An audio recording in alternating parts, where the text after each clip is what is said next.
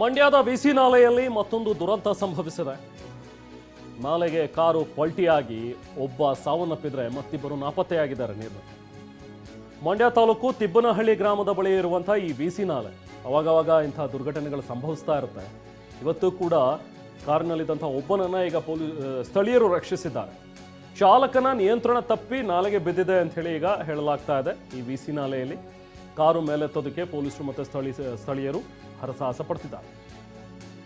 ಪಾಂಡವಪುರದಿಂದ ಮಂಡ್ಯಕ್ಕೆ ಬರ್ತಾ ಇದ್ದಂತಹ ಸಂದರ್ಭದಲ್ಲಿ ಆಗಿರುವಂತಹ ಅವಘಡ, ನಾಲೆಗೆ ತಡೆಗೋಡೆ ಇಲ್ಲದೆ ಇರೋದೇ ಇದಕ್ಕೆ ಕಾರಣ ಅಂತ ಹೇಳಿ ಈಗ ಸ್ಥಳೀಯರು ಹೇಳ್ತಾ ಇದ್ದಾರೆ. ಶಿವಳ್ಳಿ ಪೊಲೀಸರು ಕಾರ್ಯಾಚರಣೆಯನ್ನು ಮುಂದುವರಿಸಿದ್ದಾರೆ. ಈ ವಿಸಿ ನಾಲೆ ಅನ್ನುವಂಥದ್ದನ್ನು ನೋಡ್ತಾ ಹೋದರೆ ಆಗಿಂದಾಗೆ ಈ ಥರದೊಂದಷ್ಟು ಘಟನೆಗಳು ಆಗ್ತಾ ಇರೋದ್ರ ಬಗ್ಗೆ ನಾವು ಕೂಡ ವರದಿಯನ್ನು ಮಾಡಿದ್ದೀವಿ. ಈ ಹಿಂದೆ ಕೂಡ ಕಾರು ಅಲ್ಲಿ ನಿಯಂತ್ರಣ ತಪ್ಪಿ, ಚಾಲಕನ ನಿಯಂತ್ರಣ ತಪ್ಪಿ ವಿಸಿ ನಾಲೆಗೆ ಬಿದ್ದಿರುವಂಥದ್ದು, ಅದರಲ್ಲಿ ಒಬ್ಬರು ಇಬ್ಬರು 3 ಜನ ಈ ಥರದ ಅವಘಡಗಳು ಆಗ್ತಾನೆ ಇರುತ್ತೆ, ಸಾವನ್ನಪ್ಪುವಂಥ ಒಂದು ಅವಘಡಗಳು. ಈಗ ದುರಂತದಲ್ಲಿ ಕಾರು ಮಾಲೀಕ ಫಯಾಜ್ ಅಲಿಯಾಸ್ ಬ್ಯಾಟ್ರಿ ಆತ ಸಾವನ್ನಪ್ಪಿದ್ದಾನೆ. ನಾಲೆಯಲ್ಲಿ ಅಸ್ಲಂ ಪಾಷಾ ಮತ್ತು ಪೀರ್ ಖಾನ್ ಅನ್ನೋರು ಇದ್ರು, ಅವರು ನಾಪತ್ತೆಯಾಗಿದ್ದಾರೆ ಅಂತ ಹೇಳ್ತಾ ಇದ್ದಾರೆ. ಈಗ ಪ್ರಾಣಾಪಾಯದಿಂದ ಕಾರ್ನಲ್ಲಿದ್ದಂತಹ ನಯಾಜ್ ಅನ್ನೋನ್ನ ಈಗ ರಕ್ಷಣೆ ಮಾಡಿದ್ದಾರೆ. 4 ಜನ ಮಂಡ್ಯದ ಹಾಲಹಳ್ಳಿಯ ನಿವಾಸಿಗಳು ಅನ್ನುವಂಥದ್ದು ಗೊತ್ತಾಗಿದೆ. ಸೊ ನಾಪತ್ತೆಯಾಗಿರುವಂತಹ ಅಸ್ಲಂ ಪಾಷಾ ಮತ್ತು ಪೀರ್ ಖಾನ್ಗಾಗಿ ಶೋಧ ಕಾರ್ಯ ಮುಂದುವರೆದಿದೆ. ಇಲ್ಲಿ ಈ ವಿಸಿ ನಾಲೆಗೆ ಒಂದು ತಡೆಗೋಡೆ ಮಾಡಬೇಕು, ತಡೆಗೋಡೆ ಕಟ್ಟಬೇಕು ಅನ್ನುವಂಥದ್ರ ಬಗ್ಗೆ ಈ ಹಿಂದೂ ಕೂಡ ಸಾಕಷ್ಟು ಒತ್ತಾಯಗಳು ಕೇಳಿ ಬರ್ತಾ ಇವೆ. ಆದರೂ ಇದುವರೆಗೂ ಜಿಲ್ಲಾಡಳಿತ ಇದ್ರ ಬಗ್ಗೆ ತಲೆ ಕೆಡಿಸ್ಕೊಡಂತೆ ಕಾಣಿಸ್ತಾ ಇಲ್ಲ. ಆಗಿಂದಾಗೆ ಬ್ಯಾಕ್ ಟು ಬ್ಯಾಕ್ ಇಂಥ ಒಂದು ದುರಂತಗಳು ಸಂಭವಿಸ್ತಾನೆ ಇರುತ್ತೆ. ಇನ್ನು ದುರಂತ ಸ್ಥಳಕ್ಕೆ ಮಂಡ್ಯ ಡಿಸಿ ಡಾಕ್ಟರ್ ಕುಮಾರ್ ಭೇಟಿ ಕೊಟ್ಟಿದ್ದಾರೆ, ಪರಿಶೀಲನೆ ನಡೆಸಿದ್ದಾರೆ. ಸ್ಥಳಕ್ಕೆ ಬಂದಿದ್ದಾರೆ. ಇದೀಗ ಡಿಸಿ ಎದುರು ಜನ ಆಕ್ರೋಶವನ್ನ ಹೊರಹಾಕಿದ್ದಾರೆ. ಹೀಗೆ ಮಾಡಿದ್ರೆ ಹೇಗ್ ಸರ್ ಅಂತ ಸ್ಥಳೀಯರು ಆಕ್ರೋಶಭರಿತರಾಗಿ ಮಾತನಾಡಿದ್ದಾರೆ. ನಿಮ್ಮ ಮಕ್ಕಳು ಇಲ್ಲಿ ಓಡಾಡಿದ್ರೆ ಹೀಗೆ ಮಾಡ್ತಾ ಇದ್ರಾ? ಇಲ್ಲಿ ತಡೆಗೋಡೆ ನಿರ್ಮಾಣ ಮಾಡ್ತಿಲ್ಲ ಯಾಕೆ ಅಂತ ಪ್ರಶ್ನೆ ಮಾಡಿದ್ದಾರೆ.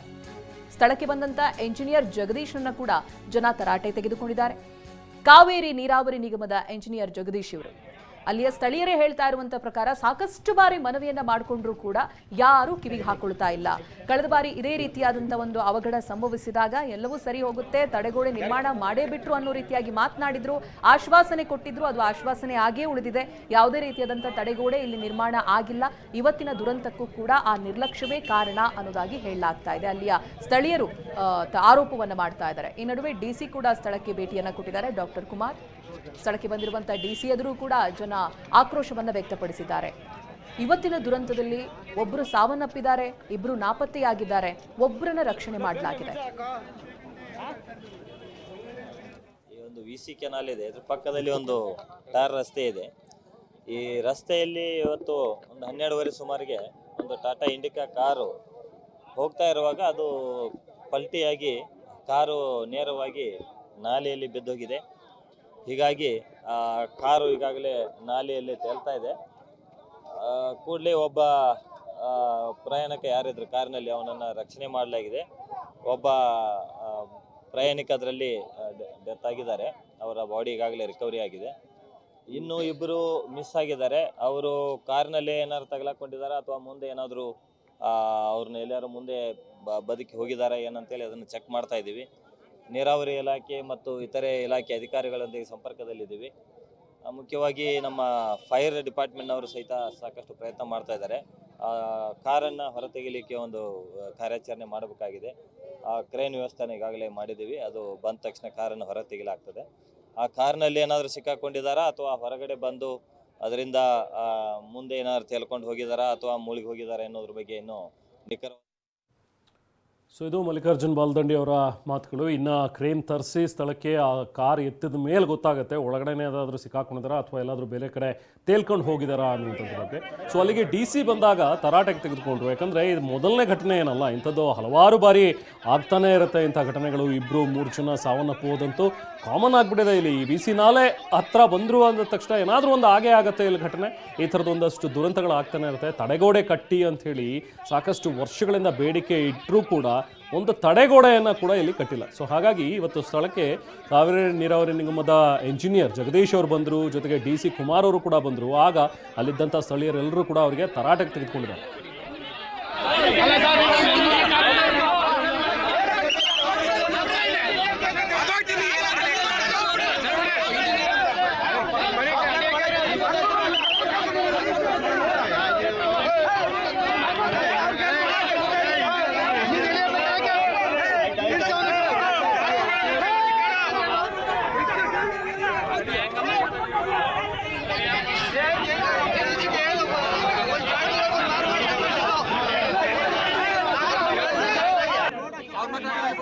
ಮಕ್ಕಳ ಬಂದಾರ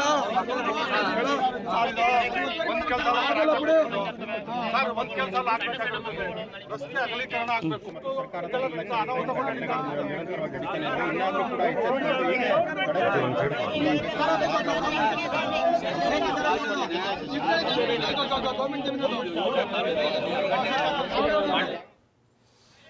ಸ್ಥಳದಲ್ಲಿ ಏನೋ ಪ್ರತಿನಿಧಿ ದಿಲೀಪ್ ಇದ್ದಾರೆ, ಮತ್ತಷ್ಟು ಡೀಟೇಲ್ಸ್ ಅನ್ನ ಪಡಿತೋಣ. ದಿಲೀಪ್, ನಿಜಕ್ಕೂ ಒಂದು ದುರಂತ. ಪ್ರತಿ ಬಾರಿಯೂ ಕೂಡ ನಾವು ಮಾತಾಡ್ತೇವೆ ಈ ಒಂದು ವಿ.ಸಿ ನಾಲೆಯಲ್ಲಿ ಇದೇನು ಮೊದಲನೇ ಸರಿ ಅಲ್ಲ ಈ ಥರದೊಂದು ಆಕ್ಸಿಡೆಂಟ್ ಆಗ್ತಾ ಇರುವಂಥದ್ದು. ಅಟ್ಲೀಸ್ಟ್ ಒಂದು ತಡೆಗೋಡೆಯನ್ನು ನಿರ್ಮಾಣ ಮಾಡಿಕೊಡಿ ಅನ್ನುವಂಥದ್ದು ಬೇಡಿಕೆ ಇರೋದು. ಅದನ್ನೂ ಸಹ ಜಿಲ್ಲಾಡಳಿತ ಮಾಡಿಕೊಟ್ಟಿಲ್ಲ ಅಂತ ಹೇಳಿದ್ರೆ ಯಾಕೆ ಇನ್ನೂ ಗಾಢ ನಿದ್ದೆಯಲ್ಲಿದ್ದಾರಾ ಅಥವಾ ಏನು ಸಮಸ್ಯೆ ಆಗ್ತಾ ಇದೆ? ಬಹುಶಃ ಅದಕ್ಕೆ ಅನ್ಸುತ್ತೆ ಇವತ್ತು ಡಿ.ಸಿ ಅವರನ್ನ ಸ್ಥಳೀಯರು ಕೂಡ ತರಾಟೆಗೆ ತೆಗೆದುಕೊಂಡಿರುವಂಥದ್ದು. ಮೊದಲದಾಗಿ ಇವತ್ತಿನ ಘಟನೆ ಹೇಗಾಯಿತು ದಿಲೀಪ್? ಏನು ಡೀಟೇಲ್ಸ್ ಇದೆ? ಮತ್ತೆ ಈಗ ಇಬ್ಬರು ಏನು ನಾಪತ್ತೆ ಆಗಿದ್ದಾರೆ ಅವ್ರ ಬಗ್ಗೆ ಏನಾದರೂ ಮಾಹಿತಿ ಲಭ್ಯವಾಗ್ತಾ ಇದೆಯಾ? ಸೊ ಏನು ಡೀಟೇಲ್ಸ್ ಇದೆ ದಿಲೀಪ್? ರೆಹಮಾನ್, ಇವತ್ತು ಮಧ್ಯಾಹ್ನ ಸಂದರ್ಭದಲ್ಲಿ ಈ ಒಂದು ಘಟನೆ ನಡೆದಿರುವಂಥದ್ದು. ಪದೇ ಪದೇ ವಿ.ಸಿ ನಾಲೆಯಲ್ಲಿ ಈ ಒಂದು ಘಟನೆ ನಡೀತಾ ಇರುವಂಥದ್ದು. ಯಾಕಂದರೆ ಸುಮಾರು 540 ಕಿಲೋಮೀಟರ್ ದೂರ ಉದ್ದದ ಈ ಒಂದು ವಿ.ಸಿ ನಾಲೆ ಆಗಿರುವಂಥದ್ದು. ಈ ಒಂದು ವಿ.ಸಿ ನಾಲೆಯ ಬಳಿಯಲ್ಲಿ ಪದೇ ಪದೇ ಈ ಒಂದು ಅಪಘಾತ ನಡೀತಾ ಇರುವಂಥದ್ದು. ಅಪಘಾತ ನಡೆದಂಥ ಸ್ಥಳದಲ್ಲಿದ್ದೇನೆ.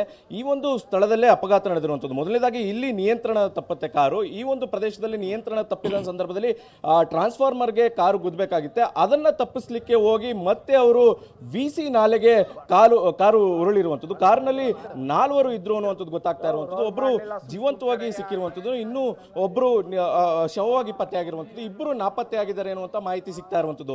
ಸದ್ಯಕ್ಕೆ ಕಾರಿನಲ್ಲಿ ಕೇವಲ 4 ಜನರಿದ್ರ ಅಥವಾ 5 ಜನರಿದ್ರ ಅನ್ನುವಂಥದ್ದು ಸ್ಪಷ್ಟವಾಗಿ ಗೊತ್ತಾಗಿಲ್ಲ. ಆದರೆ ಕೆಲವರು ಕೊಟ್ಟಂತ ಮಾಹಿತಿಯ ಪ್ರಕಾರ ಸುಮಾರು 4 ಕಾರ್ನಲ್ಲಿದ್ರು. ಒಬ್ಬರನ್ನ ಸ್ಥಳೀಯರು ರಕ್ಷಣೆ ಮಾಡಿರುವಂಥದ್ದು. ಈಗ ಸದ್ಯಕ್ಕೆ ನೀರು ಬಹಳ ರಭಸವಾಗಿ ಹರಿತಾ ಇರುವಂಥದ್ದು. ರಭಸವಾಗಿ ಹರಿತಾ ಇರೋ ಕಾರಣಕ್ಕೋಸ್ಕರ ಕಾರು ಕೂಡ ಕಾಣಿಸ್ತಾ ಇಲ್ಲ. ಯಾಕಂದ್ರೆ ನಿರಂತರವಾಗಿ ಈ ಒಂದು ಕಾರ್ಯಾಚರಣೆ ಮಾಡ್ಲಿಕ್ಕೆ ಕೂಡ ತೊಡಕಾಗ್ತಾ ಇರುವಂಥದ್ದು. ಸುಮಾರು ಸಂಜೆಯ ವೇಳೆಗೆ ಈ ಒಂದು ನೀರಿನ ಪ್ರಮಾಣ ಕಡಿಮೆ ಆಗುತ್ತೆ. ನೀರಿನ ಪ್ರಮಾಣ ಕಡಿಮೆ ಆದ ನಂತರ ಕಾರನ್ನ ಹೊರತೆಗೆಯುವಂತ ಕೆಲಸ ಮಾಡಲಾಗುತ್ತೆ. ಜೊತೆಗೆ ಕಾರಿನಲ್ಲೇ ಏನಾದರೂ ಶವಗಳಿದೆಯಾ ಅಥವಾ ಬೇರೆ ಏನಾದರೂ ತಪ್ಪಿಸ್ಕೊಂಡು ಮುಂದೆ ಏನಾದರೂ ಹೋಗಿದ್ದಾರಾ ಅಥವಾ ಅವರು ಜೀವಂತವಾಗಿದ್ದಾರಾ ಅನ್ನುವಂಥದ್ದು ಕೂಡ ಈಗ ಸ್ಪಷ್ಟವಾಗಿ ಗೊತ್ತಾಗ್ತಾ ಇಲ್ಲ. ಆದರೆ ಸ್ಥಳೀಯರು ಕೂಡ ಸಾಕಷ್ಟು ಆಕ್ರೋಶವನ್ನು ವ್ಯಕ್ತಪಡಿಸ್ತಾ ಇರುವಂಥದ್ದು. ಯಾಕಂದ್ರೆ ಪದೇ ಪದೇ ನಿರಂತರವಾಗಿ ಈ ಒಂದು ಘಟನೆ ನಡೀತಾ ಇರುವಂಥದ್ದು. ಈ ರೀತಿಯಂತ ಘಟನೆ ನಡೀತಿರುವ ಕಾರಣಕ್ಕೋಸ್ಕರ ಈ ಒಂದು ಪ್ರದೇಶದಲ್ಲಿ ಬ್ಯಾರಿಕೇಡ್ ಅಥವಾ ತಡೆಗೋಡೆಗಳನ್ನ ನಿರ್ಮಾಣ ಮಾಡಬೇಕು ಅನ್ನುವಂಥದ್ದು ಸ್ಥಳೀಯರ ಒತ್ತಾಯ ಆಗಿರುವಂಥದ್ದು. ಆದರೆ ಸ್ಥಳೀಯರು ಎಷ್ಟೇ ಬಾರಿ ಹೇಳಿದ್ರು ಕೂಡ ಅದನ್ನ ಜಿಲ್ಲಾಡಳಿತ ನಿರ್ಲಕ್ಷ್ಯ ಮಾಡ್ತಿದೆ ಅನ್ನುವಂಥದ್ದು ಸ್ಥಳೀಯರ ಆಕ್ರೋಶ ಆಗಿರುವಂಥದ್ದು. ಈಗ ನಮ್ಮ ಜೊತೆ ಪ್ರತ್ಯಕ್ಷದರ್ಶಿ ಒಬ್ಬರು ಇದ್ದಾರೆ, ಅವ್ರನ್ನೇ ಮಾತಾಡಿಸ್ತಾ ಹೋಗ್ತೇನೆ. ಸರ್, ಹೇಗೆ ನಡೀತು? ನೀವೇನಾದರೂ ಇದ್ರ ಸ್ಥಳದಲ್ಲಿ ಹೇಗೆ ನಡೀತು ಅಂತ ಘಟನೆ? ಹೌದು, ಹಿಂದೆಗಡೆನೆ ಬಂದು ಕಾರು ಈಗ ಏನಪ್ಪ ಅಂತಂದರೆ ಇಲ್ಲಿ ನೀರು ಭಯಂಕರ ಸ್ಪೀಡು. ಇಲ್ಲೇನಪ್ಪ ಅಂದರೆ ತಡೆಗೋಡೆ ಇಲ್ಲ ಮೇನು. ಕಾರ್ ಏನಾಗೈತೆ ಒಳಗಡೆ ಇದು ಅಷ್ಟು ಕಮ್ಮಿ 4ನೇದಪ್ಪ ಈ ಘಟನೆ ಆಯ್ತಾ ಇರುವಂಥದ್ದು. ಈಗಾಗಲೇ ಪ್ರತಿಭಟನೆ ಕೂಡ ಮಾಡೀವಿ. ಸಂಬಂಧಪಟ್ಟ ಅಧಿಕಾರಿಗಳು ಇಲ್ಲಿ ಮೇನ್ ಕ್ರಮ ತಗೋತಾಯಿಲ್ಲ.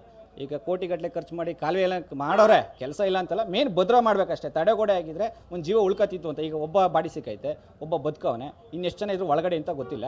ಒಬ್ಬನೇನಪ್ಪ ಅಂದರೆ ಇಲ್ಲಿ ಮುಳುಗ್ತಾ ಇದ್ದಾನೆ, ಕೂಕೊಂಡಾಗ ಜನಗಳು ಕಿರ್ಸ್ಕೊಂಡಾದ್ಮೇಲೆ ಒಬ್ಬ ನಾವೇ ಬಂದು ಒಂಚೂರು ಮೇಲ್ಗಡೆ ಎತ್ತುದು, ಮಿಸ್ನ ಎತ್ತು ಒಂದು ಪೈಪ್ ಹಿಡ್ದು ಹಗ್ಗ ಕೊಟ್ಟು ಒಬ್ಬನ ಬಚಾವ್ ಮಾಡೋದು ಅಂತ ಆಯಿತು. ನೆಕ್ಸ್ಟ್ ಇನ್ನೆಷ್ಟು ಒಳಗಡೆ ಯಾರಿದ್ರು ಅಂತ ಗೊತ್ತಿಲ್ಲ. ಒಳಗಡೆ ಎಷ್ಟು ಜನ ಇದ್ರು ಅಂತ ಗೊತ್ತಿಲ್ಲ. ಇಲ್ಲ ಅದ್ರ ಬಗ್ಗೆ ಮಾಹಿತಿ. ಕಾರಲ್ಲಿ ಈಗ ಅವ್ರು ಬಂದರು ಸ್ಪೀಡ್, ಕಾರು ಸ್ಪೀಡಲ್ಲೇ ಇತ್ತು ಅಂತ ಅನ್ಕೊಳ್ತೀನಿ ಮೋಸ್ಟ್ಲಿ. ಅವ್ರು ಸ್ಪೀಡಾಗಿ ಬಂದರು, ಎಷ್ಟು ತಡೆಗೋಡೆ ಇದ್ದರೆ ಅವ್ರು ಜೀವ ಬದುಕೊಳ್ಳೋದು ಒಟ್ಟಿನಲ್ಲಿ. ಈಗ ಏನಪ್ಪ ಅಂದರೆ ಒಬ್ಬ ಪ್ರತ್ಯೇಕ ಉಳಿಸಿವಿ. ಅವ್ರು ಯಾರು ಮಂಡ್ಯ ಹಾಲಳ್ಳಿ ಅಂತ ಹೇಳಿದ್ರು. ಅದು ಹಿಂದೂ ಆಗ್ಬೋದು, ಮುಸ್ಲಿಂ ಆಗ್ಬೋದು, ಜೀವನೇ. ಈಗ ಏನಪ್ಪ ಅಂದರೆ ಸಂಬಂಧಪಟ್ಟ ಅಧಿಕಾರಿಗಳು ಕೆಲಸ ಆದಮೇಲೆ ಬರ್ತೇ ಹೊರತು ಅನಾಹುತ ಆದಮೇಲೆ ಬರ್ತಾರೆ. ಮುಂಚೆನೇ ಕ್ರಮ ತಗೊಂಡಿದ್ರೆ ನೆಕ್ಸ್ಟ್ ಆದರೂ ನಿಮ್ಮ ಮಾಧ್ಯಮದ ಮುಖಾಂತರ ಒಂದು ಒಳ್ಳೆ ಕೆಲಸ ಆಗಲಿ, ಒಂದು ತಡೆಗೋಡೆ ಮಾಡಿಕೊಡ್ಲಿ ಅಂತ ಒಂದು ಪದೇ ಪದೇ ನಡೀತಾ ಇರುವಂಥದ್ದು ಸರ್. ಪಾಂಡುಪುರದಲ್ಲಿ ಕೂಡ 30 ಜನ ಸತ್ತೋಗಿದ್ರು, ಬಸ್ ದುರಂತ ನಡೆದ. ಈಗ ಆ ರೀತಿ ಪದೇ ಪದೇ ಈ ರೀತಿ ಘಟನೆ ನಡೀತಾ ಇದೆ. ಇಷ್ಟು ದಿನಗಳು ಬೇಕು ಎಚ್ಚೆತ್ಕೊಳ್ಳೋದಕ್ಕೆ ಅಂತ ಸರ್. ಈಗ ಮಾನ್ಯ ಶಾಸಕರು ಗಮನಕ್ಕೆ ತಂದಾದ್ಮೇಲೆ ಜೈಪುರದಿಂದ ಅಂತ ಅಂದ್ಬಿಟ್ಟು 1 ಕಿಲೋಮೀಟರ್ ಗಂಟೆ ತಡೆಗೋಡೆ ಮಾಡಿದ್ರು. ಮೇನು ಇಲ್ಲಿ ನೆಕ್ಸ್ಟ್ ಇಲ್ಲಿ ಗಂಟೆ ಮಾಡಿಬಿಟ್ರೆ ಕೆಲಸ ಏನು ಅನಾಹುತ ಒಂದು ತಪ್ಪುತ್ತದೆ ಅಷ್ಟೇ ಹೊರತು. ಈಗ ಸಂಬಂಧಪಟ್ಟ PWD ಇಂಜಿನಿಯರ್ ಅವ್ರಲ್ಲ ಜಗದೀಶ್ ಸರ್ ಅಂತ, ನಾವು ಅಲ್ಲಿ ಹೆಚ್ಚು ಕಮ್ಮಿ ಗಲಾಟೆ ಮಾಡಿವಿ. ಈಗ ಅವ್ರು ಏನು ಮಾಡಬೇಕು ಅಂದರೆ ಕೆಲಸ ಅರ್ಧಕ್ಕೆ ನಿಲ್ಸವ್ರೆ, ಪೂರ್ಣ ಆಗ್ಬಿಟ್ಟಿದ್ರೆ ಜೀವನ ಉಳ್ಕೊಳ್ಳೋದು ಅಂತ. ಇವಿಷ್ಟು ಸ್ಥಳೀಯರ ಮಾತುಗಳಾಗಿರುವಂಥದ್ದು. ರೆಹಮಾನ್, ಏನಂತ ಪದೇ ಪದೇ ಈ ರೀತಿಯಂತ ಘಟನೆಗಳು ನಡೀತಾ ಇದ್ದಾರೆ, ಆದರೂ ಕೂಡ ಅಧಿಕಾರಿಗಳು ಎಚ್ಚೆತ್ಕೊಳ್ತಾ ಇಲ್ಲ. ಇನ್ನೆಷ್ಟು ಜೀವಗಳ ಬಲಿ ಬೇಕು ಅನ್ನುವಂಥದ್ದು ಸ್ಥಳೀಯರ ಆಕ್ರೋಶ ಆಗಿರುವಂಥದ್ದು. Rehman, thank you.